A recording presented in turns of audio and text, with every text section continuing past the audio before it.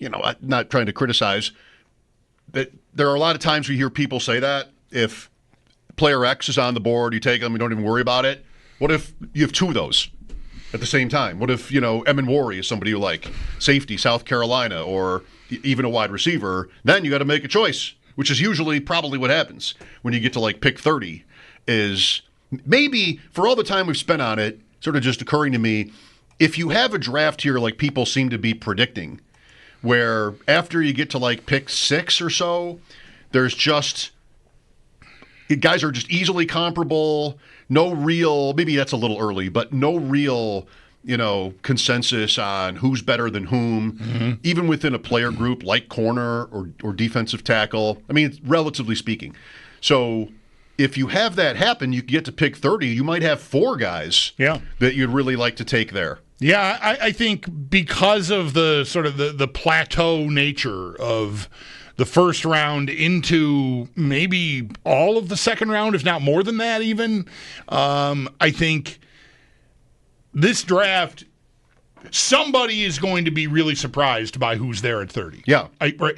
Some way or another. There's going to be someone there that you thought, or maybe consensus thought, was going to go at 20 or 15 even. Who knows? And vice versa. Somebody will probably go at 15 or 20 that you thought was going to go at 45. And again, I'm not using you to say you specifically, but just people in general. Because, there's so many opinions out there, and I'm not sure I know what the consensus is, and I am not sure how important it is to know what the consensus is exactly. Just this morning, I was reading John Ledger, who's been on our show many times, respectable draft analyst, talking about the safeties, and he's like, I don't think any of them should go in the first round. Really? Whereas, certain people you talk to would be like, oh, Malachi Starks and Emin Worry, forget it. They're not going to be there at 30 for the Bills. Here's, one other person telling you, I don't know if he's just a lone wolf voice in the wind or something, but that really none of them weren't going in the first. So that's just one example that, you talk to certain people. I've heard numerous guests on our show, on with Steve and Chris on One Bills Live, say, Emin Worry's not going to be anywhere near you at 30.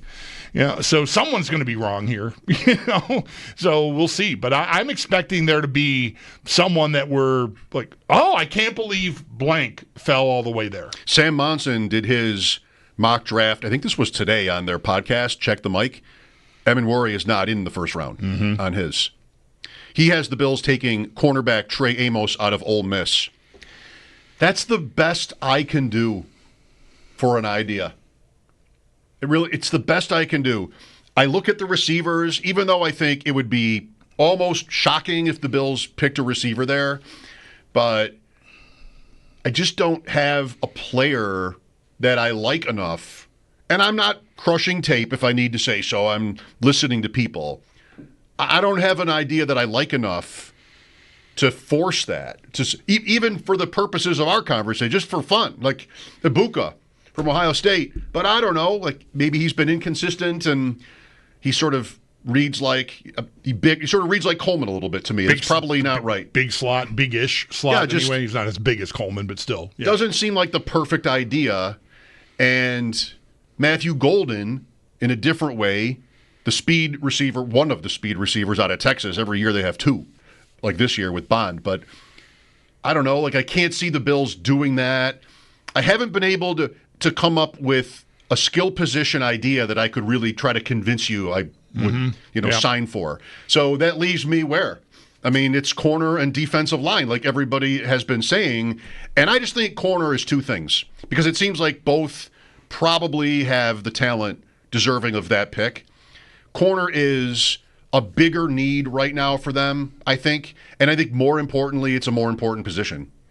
And really, they're at Benford and then just kind of hoping. I agree with both of those opinions. I think it is a bigger need, and I think it is a more important position. And furthermore, I feel like I've heard more and read more often that you will be able to find guys to help you, especially on the interior of your defensive line. This might be somewhat different if you're talking about edge help, which I think the Bills also could use. But that particularly defensive tackle, especially if you're looking for the big space-eating type guy to sort of supplement, if not, ultimately eventually replace Daquan Jones, someone to play next to Ed Oliver that's that style player. Not that they have to be settled on that style player, but if they are, that into Friday, maybe even Saturday, you're going to find guys that can do that for you. They're not going to be guys that are going to get 5 sacks for you, but they will do the job of tying up blockers and making life easier for your linebackers, basically that role. I have heard more about the depth of that style player than I have corner. So that doesn't, again, that is just current consensus, or at least what I view as consensus. That doesn't have to be right, but if that is right, then that would point you to corner, because you might feel like if I don't get a guy on Thursday, maybe I'm not going to get a guy that I should expect to step in and play right away. And I am anticipating the Bills, crossing their fingers and hoping whoever they pick can step in and play right away. We have lines open 803-0550 on this. The two names that I see the most at pick 30 or around pick 30 that play corner are Trey Amos and Maxwell Hairston. Hairston is a little small. He played at Kentucky. How about a guy playing at one school only? When does that ever happen anymore? Amos played at 3.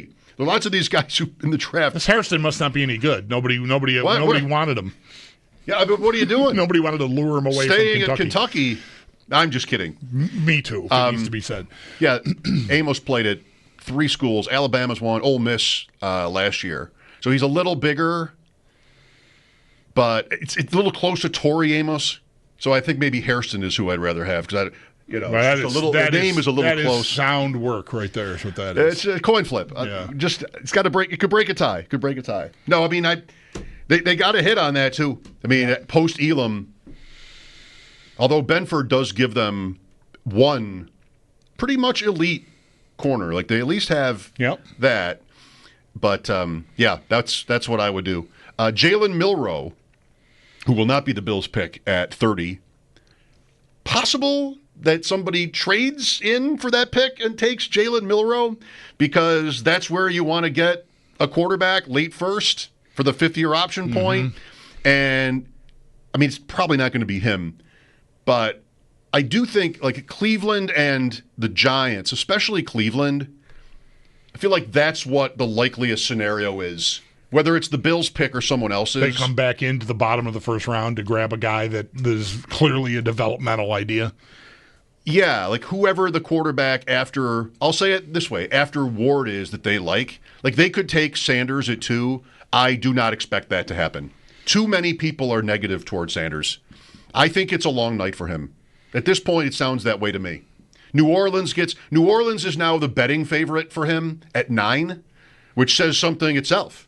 Like he's not 2 or 3 anymore. So New Orleans is the favorite, and I wonder, like, if they love him, they love him. If they don't, show me where he's going. He could take a ride. Yeah, I mean, I think it could be a long night for him. Too many. I was listening to Mike Renner. Mike Renner was PFF. Now he's with CBS. I talked to Mike one Friday a while ago when you were away. Okay. Milroe, but I had Milroe on the brain. Milroe is his quarterback 8, by the way. But listening to him on Establish the Run, as I did on Sanders, he's like, he's not super athletic. They joke that he got his mom's genes when it comes to being an athlete, as Deion Sanders' son. Not big. Right? Not big, not athletic, and just too many negatives for me to think this guy's going to be a top 5 pick or something like that. Somebody trades up to get Shadur Sanders, especially with what the Giants did. There is no signing Wilson and Winston. Yes, you mean? Right. Yes. There's no debating that Cleveland and in a different way the Giants now are in need. Like there's no debating that. But I just think they have access to elite, game-changing players in Carter and Hunter. They have to do that. with the way this quarterback class sounds, we'll deal with quarterback later. I know, like, what are the odds then? Well, fair. But you force it like that and you pass up one of those other two guys to draft. It's kind of a mid-sounding prospect at 2 or 3 overall. I know, it's like, I usually don't say that because quarterback is almost everything in the league, but I don't know. I think that's the move for Cleveland, is to wait. And really then, yes, I mean, I think the Bills pick is one of those picks toward the end. If the Bills would be inclined to trade out of the first round for 2 years in a row. Teams like to have that moment with their number one. So I wouldn't expect that for the Bills, but it might be a good idea. Yeah, this all makes perfect sense. And did we not learn over the weekend? I think Dane Brugler reported that Milroe has been invited to the draft, to the first round of the draft. And I think that's notable to me, especially because I feel like it's been reported, or at least I thought I remember seeing it reported, that they're inviting fewer prospects this year. And maybe that's the uncertainty of the class, right? They just don't want a room full of guys. Like they're having a harder time pinning down who should be there and who shouldn't. But this guy suddenly being known that he's been invited, that feels telling to me. Like why would he be invited if they don't think that there's teams that are going to be, looking to get him on Thursday? Right. So I don't, it doesn't have to mean everything, but it's notable to me. Speaking of Mike Renner on Establish the Run, Evan Silva, by the way, from Establish the Run, will join us in about 20 minutes on the draft. Renner was pretty negative on Milroe. I already mentioned quarterback. Yep. It's like amazing speed as a runner. Not even the way he described it. Not even like a guy that just sort of twists you like Daniels or Jackson do as runners, but just like straightaway speed, but so far away as a passer. Like he was asked about comparing him with Richardson, and he kind of said like not even close. Richardson was way better than this guy as a passer. I'm not trying to. Yeah, tweak no, you. I know. You just had the big win, and I'm just trying to get my small. I'm not feeling the least bit tweaked. There's a lot of negative opinions about the guy out there, but I made the bet with you that he'd go in the top 16 because I thought he also has a tool bag that I could see a team falling in love with. Still could happen. Even with the cautionary tale of Anthony Richardson from 2 years ago. Still could happen. All right. That is exciting. Don't you agree? All of that? Isn't that exciting? Is that what that was? All right, good. Glad to hear it. Tune into our annual pre-draft special. This isn't it. Next Thursday from 4 to 6:30, streaming live on YouTube like we do every day now. The latest insights, mock draft predictions, insider information, guest appearances from Jeremy, Joe, Nate, and Sal. The show is presented by your Upstate Honda dealers. Visit your local Upstate Honda dealer today for excellent deals on the entire Honda lineup, including the all-new Honda Passport. Like I said, Evan Silva coming up, and less than 20 minutes now. Mike